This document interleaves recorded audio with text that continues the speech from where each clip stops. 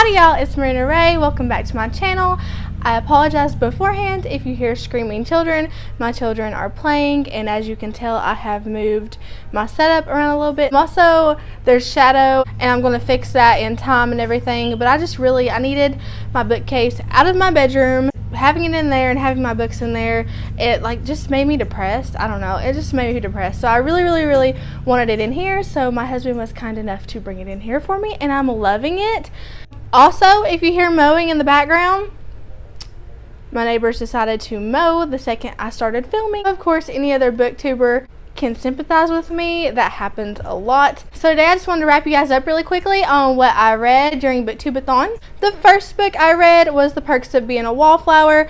It was to fulfill the challenge of book to movie adaptation, and I give it a 3.5 out of 5 stars. I would be lying if I didn't say that was a little bit generous, because I did not like the book. I know that's totally the unpopular opinion, but I just didn't enjoy the book. I didn't enjoy the characters. I enjoyed Charlie as a character, but all the other characters just fell flat for me, or I just completely disliked, like Sam. However, the movie I would give absolutely 5 stars. I think they depicted Charlie perfectly. I think that they made the supporting characters just absolutely amazing and just likable, and even Sam, like I said, I disliked her in the book. I ended up really enjoying her character and understanding her better in the movie. I give the book 3.5 out of 5 stars. The second book that I finished for BooktubeAthon was Snot Girl, and I really enjoyed this. I know if you guys watched my vlog, by the way, that's not a very good vlog. I'm just not good at vlogging. And I apologize, by the way, if my nose is red, because I had to force my nose ring back in. I had it out for a week. So anyways, if you guys saw my reading vlog, you would know that I absolutely loved this graphic novel. It did have some issues, but the illustrations were so beautiful, and the artwork was just so beautiful to look at. I had to give it 5 stars just based on the artwork alone.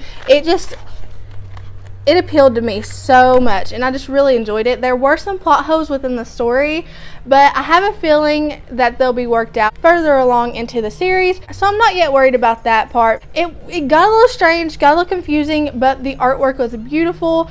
The plot is promising, so I give it 5 stars. By the way, Snot Girl was the choice I picked for the read something you would like to do, because the premises is basically about a fashion blogger, and while I've already done the fashion blogging thing and I do not ever want to go back to that, blogging has always been something that has intrigued me, so I picked that up for that.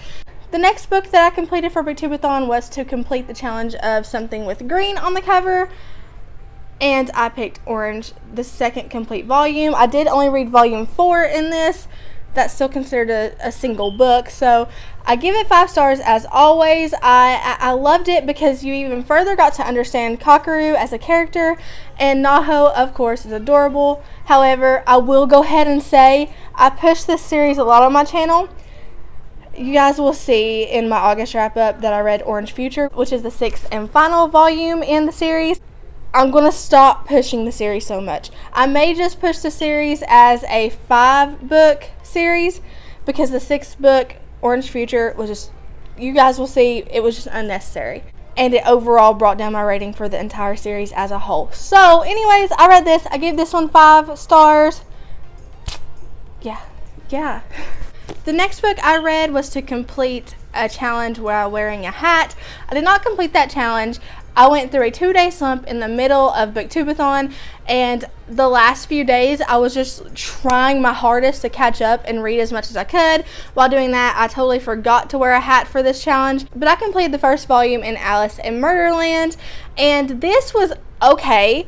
It's promising. I will be continuing with the series. However, I did only give this a 2.5 out of 5 stars because the artwork is extremely chaotic, and I would not suggest anyone who isn't familiar with reading manga to read this, because it gets confusing, chaotic, you get lost, you're like, what is going on? What's wrong with me? Why can't I understand this?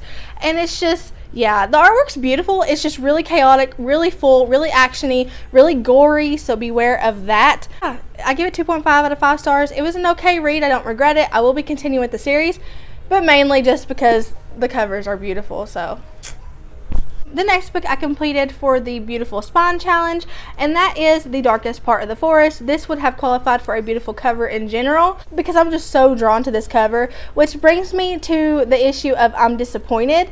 I feel like I had high hopes for this based on the cover and the synopsis alone, but the thought in my head was better than the actual story, and it just did not pan out for me. However, it was not terrible, so I did give it a 3 out of 5 stars. It just reminded me a little more of middle grade rather than YA, and the characters just kind of fell flat for me. There was nothing special about them. The plot got a little confusing.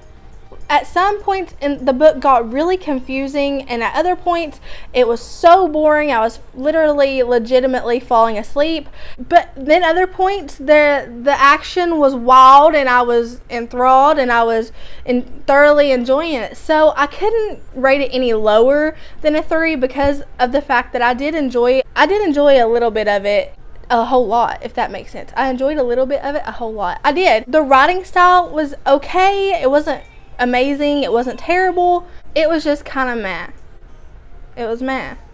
I'm not going to go into detail about what exactly the stories were because I told you guys that in my BooktubeAthon TBR. If you want to go check that out and get a further in-depth synopsis thing of this book and all the others that I mentioned, then I will link my BooktubeAthon TBR below. But yeah, 3 out of 5 stars, not terrible. Will I ever reread it? No, never. The 6th and final book I finished for BooktubeAthon was The Trouble with Half a Moon by Danette Vigilante. I think that's how you say it. This was a really heavy story to be so short. This is, I think, considered a middle grade. It says for ages 10 and up.